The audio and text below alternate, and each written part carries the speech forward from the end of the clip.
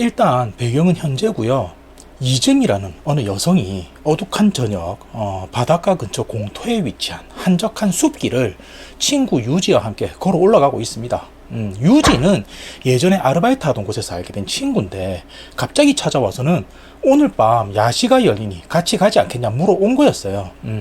이즈미는 이제 딱히 뭐 살 것도 없었고 뭐 이제 무언가 살 만한 금전적 여유도 없었지만 이제 눈욕이나 할까 싶어 유지를 따라 나서게 되는데, 한참을 이제 빛도 들어오지 않는 상황에 앞만 보면서 걷다 보니까 진짜 이런 곳에 야시가 열리나 싶은 생각이 들었던 거예요.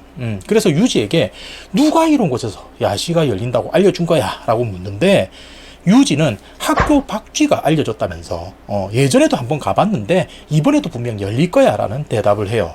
이즈미는 이게 무슨 말인가 싶으면서도 유지를 따라 계속 걷게 되는데, 얼마 지나지 않아서 푸르스름한 불빛이 보이기 시작합니다.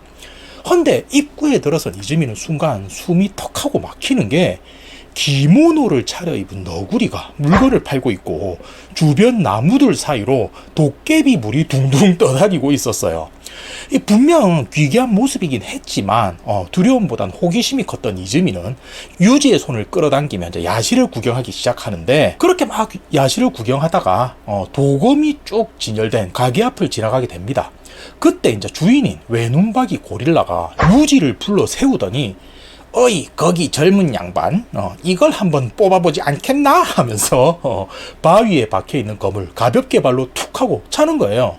그러면서 하는 말이, 이건 영웅의 검인데 원하는 건 무엇이든지 뵐 수 있다 이렇게 설명하고는, 바위와 함께 구매한다면 15억엔이지만 칼만 뽑아낸다면 10만엔 내주겠네 뭐 이런 말도 해요. 그 말을 들은 유지는 한번 뽑아볼까 하면서 망설이는데, 헌팅캡을 쓴 어느 노신사가 다가와서는 유지의 소매를 끌어당기더니, 자네 저 검을 가지고 싶나? 하면서 물어봅니다.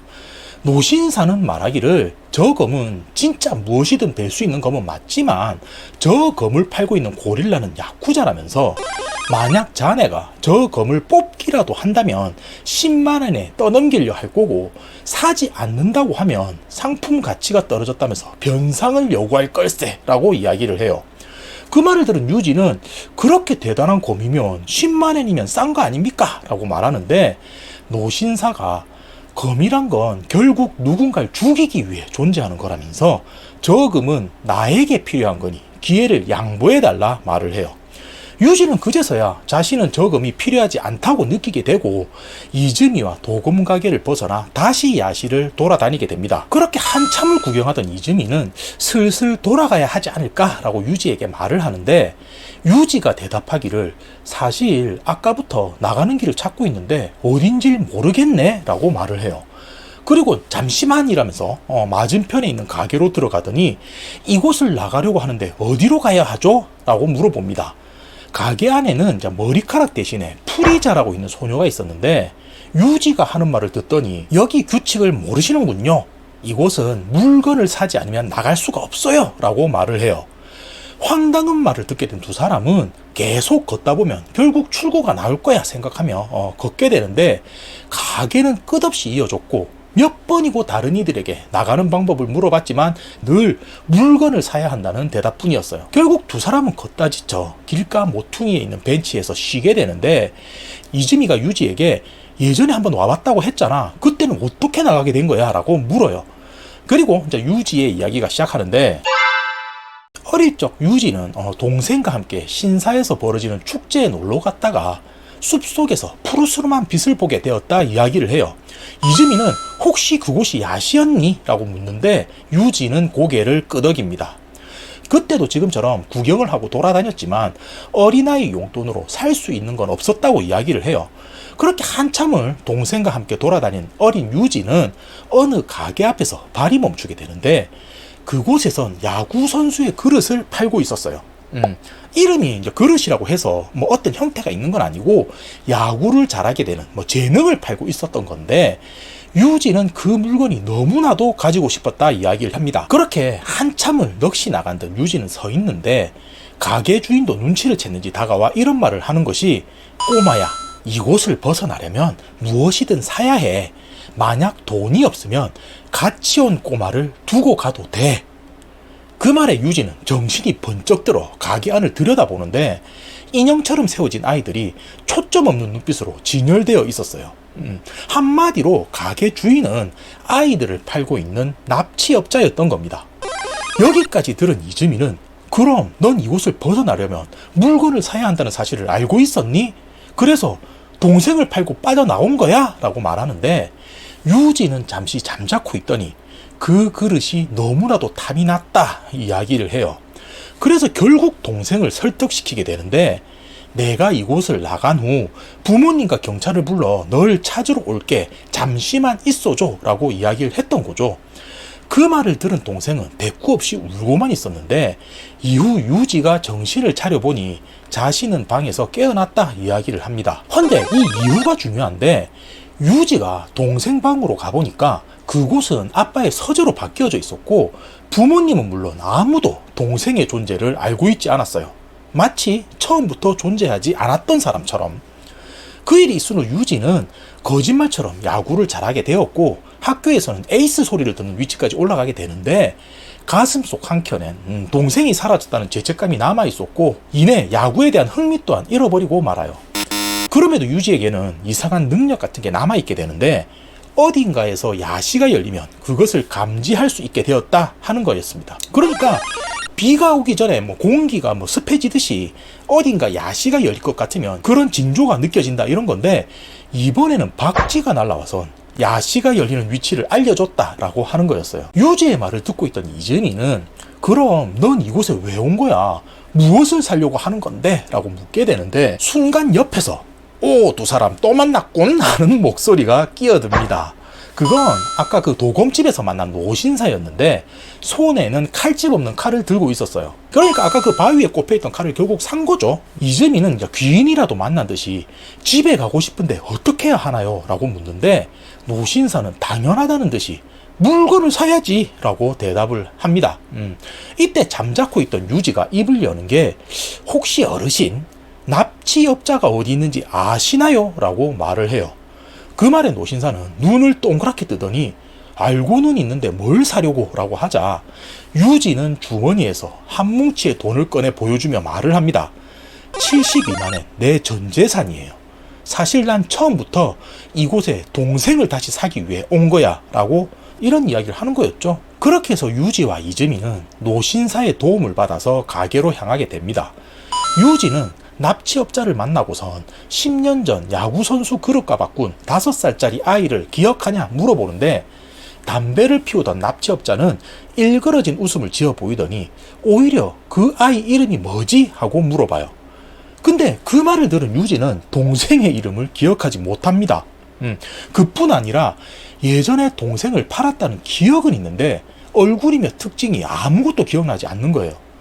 유지는 순간 얼어붙어선 허둥지둥 되는데 그 모습을 본 납치업자가 헛웃음을 짓더니 아 기억났어 그 꼬마 아직 있지 라며 뒤에 늘어선 아이 중 하나를 가리킵니다. 납치업자가 데리고 있는 아이들은 잡혀올 때 모습 그대로 동결된 듯이 굳어있는 모습이었는데 유지는 납치업자가 가리키는 아이를 한참 들여다봤지만 자기 동생이 맞는지 확신할 수가 없어요. 그 모습을 본 노신사는 유지의 소매를 끌어당기더니 야시에서 사기를 치는 건 죄가 되지만 그렇다고 저 아이가 내 동생이란 보증은 없어 라고 말을 합니다. 그럼에도 유지는 결심이 선 듯 제가 가진 건 72만엔이 전부인데 이걸로 동생을 사고 싶다 이런 이야기를 해요.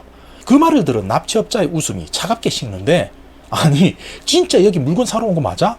그걸로 살 수 있다고 생각한 거야? 라면서 어이없다는 듯 유지를 나무라기 시작합니다.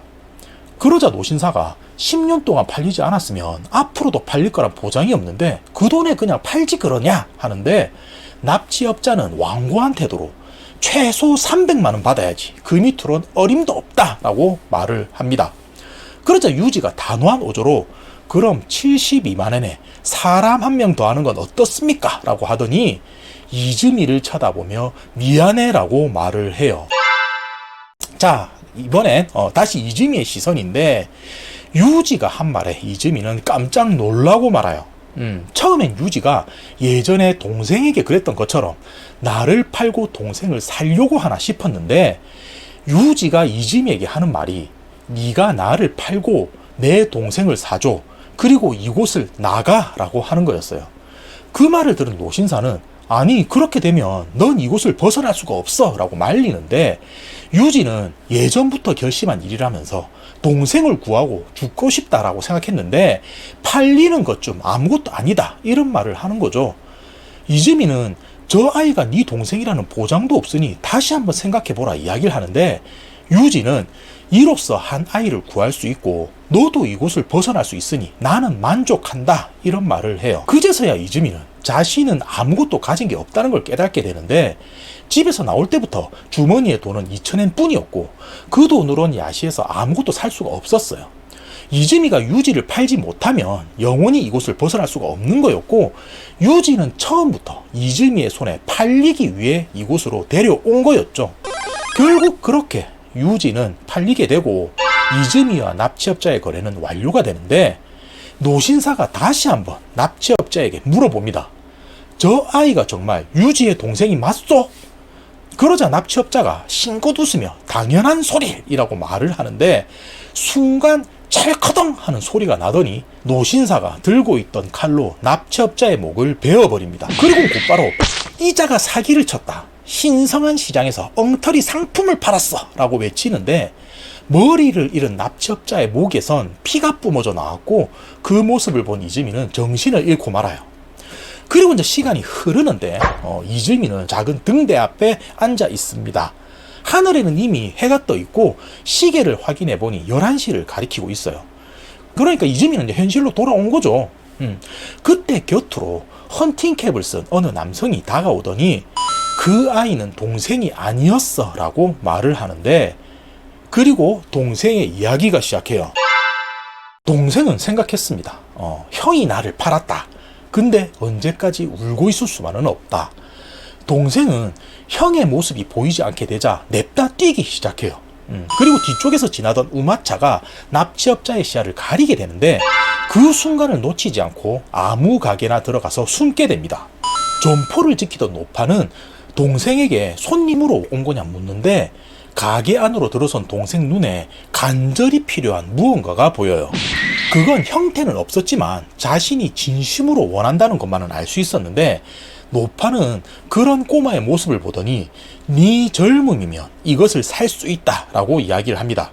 동생이 간절히 원한 그것은 자유였어요. 그렇게 노파와 동생의 거래는 성사가 되고 5살짜리 꼬마는 중년의 모습이 되어서 야시를 빠져나오게 돼요. 자, 그러니까 지금까지 동행했던 이 노신사가 바로 유지의 동생이었던 거예요. 그런데 동생이 빠져나온 세계는 지금껏 자신이 살던 세계와는 달랐어요. 형 유지가 동생을 팔고 돌아온 세계가 원래 살던 세상과 달랐던 것처럼 동생이 빠져나온 세상도 자신이 살던 세상과 달랐던 거죠. 그 뒤로 동생은 힘겨운 삶을 살게 됩니다. 시설이란 곳에 잡혀 생활하다 그곳을 나온 후엔 공장을 다니면서 살게 되는데, 그렇게 5년이 지난 어느 날 무언가 이상한 감각을 동생은 느끼게 돼요. 마치 어디선가 야시가 열릴 것 같다는 느낌을 받은 거였는데, 동생은 형보다 빨리 먼저 야시를 찾아가게 된 거였죠. 그리고 그곳에서 자신의 전 재산으로 무언가를 사는데, 그것은 지식이었습니다. 물론 얼마 되지 않는 돈이었기 때문에 대단한 지식을 살 수 있었던 건 아니었지만, 그 후론 세상을 살아감에 있어 도움을 얻게 되고 주변에 있던 누구도 동생을 업신여기지 못하게 돼요. 그러면서 야시란 곳에 대해서도 알게 되는데, 야시는 여러 세계가 뒤섞이는 지점에서 발생하며 살아가면서 3번만 방문이 가능하다. 그리고 계약을 맺었던 사람이라도 다시 협의하거나 죽이면 무효로 만들 수가 있다. 그것을 알게 된 동생은 다음 야시가 열리면 납치업자를 찾아가 죽이겠다 결심하게 됩니다.